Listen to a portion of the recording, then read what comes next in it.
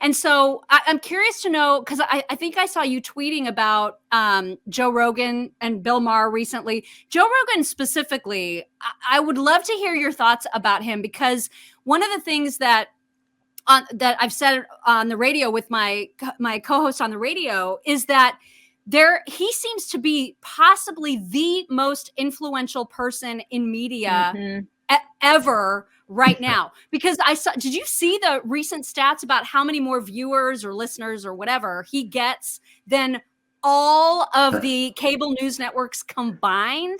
And he's not even conservative. He's just so common sense. So do you think that there will ultimately be a shift in thinking around just like with regular people, because it is regular people who listen to voices like that? Well, I think you're absolutely right. I think he is going to be the most consequential pop culture figure in 2022. I don't think there's any question. I don't know who would compete with him. He matters. His reach is massive. And what really is important, there's many things important about him, but he's mostly apolitical. He's not a Ben Shapiro or a Rachel Maddow, and no critique to either one. They do what they do. And obviously Ben Shapiro is genius, but he doesn't have that persona. He is an everyman who is really intellectually curious. And let me tell you, when CNN slapped the horse dewormer label on him, that was a personal attack that he took personally. And I think that's part of the reason why he is on fire lately and talking the way he does. He just did an interview with Tim Dillon, another sort of free speech guy, a comedian. It's such a tonic to hear them speak the way they do and to break things down and often be funny along the way.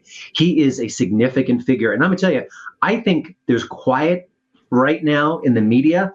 I think they're gearing up to take him down. I think they're going to dig into ex-girlfriends. They're going to just scrounge up any bit of dirt they can get on him. Really?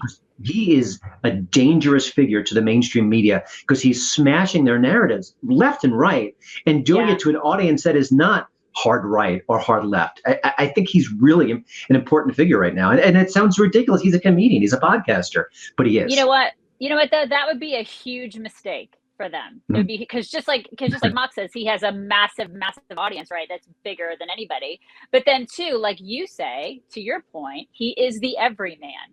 And I think that's because, when you think about, you try to understand why is he so popular? I think you pinpoint it. That's why, is because he isn't right. He isn't left. He's just right. And I honestly don't know what his politics are, because there are times where I'm like, what the heck is this guy? Like, I don't even understand where he was a Bernie supporter. Right. So, what do you got? What? But I mean, like,